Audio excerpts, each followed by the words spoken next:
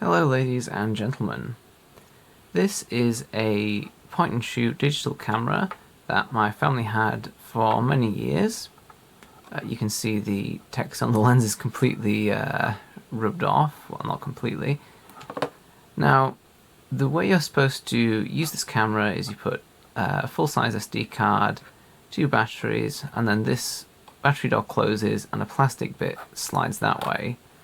Almost immediately the plastic thing failed and this door wasn't closed. So this is a bit of nostalgia for me. I took a USB stick and removed the metal part and then used pliers to bend it into this shape. And you can see from the where the chromes come off that this solution actually worked for many years. Just using the lanyard to support that. I was not able to do that with one hand, but nevertheless this sort of stays on there, and this worked actually for a few years.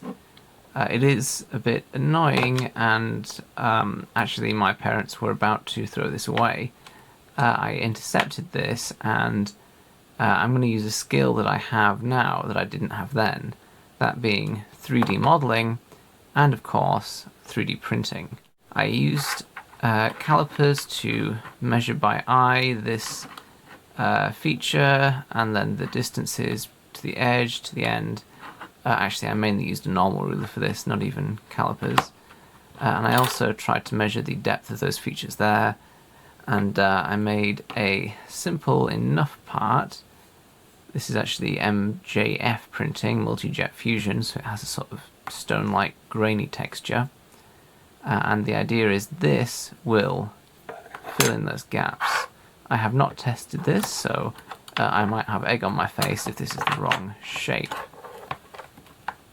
That works pretty well. Okay, I do have a little bit of an error somewhere because that's not quite flat. How do we retain this? Well, I thought I would use the tripod screw, so what I've done is purchase this thing. This is a tripod 1/4 inch screw on top and then a 1/4 inch screw on the bottom, and it's just a knob. I then got a circlip kit and put a matching one around there, so when I have this on there it should stay. And I'm going to put that on now. I didn't quite get the dimensions right, but this does work. So if I press the on button,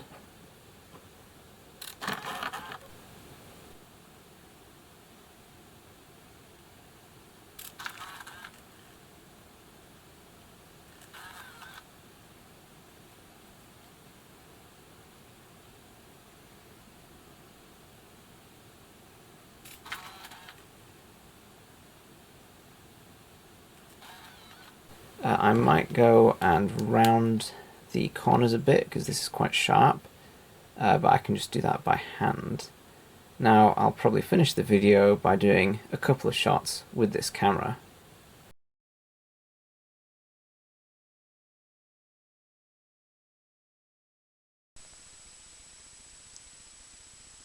Testing 1, 2, 3, 4. I can't do the zoom. I wasn't able to get the flash to work. I think that's because my only AA batteries are flat, so this might be the best we can get. Either way, thank you all very much for watching, and goodbye.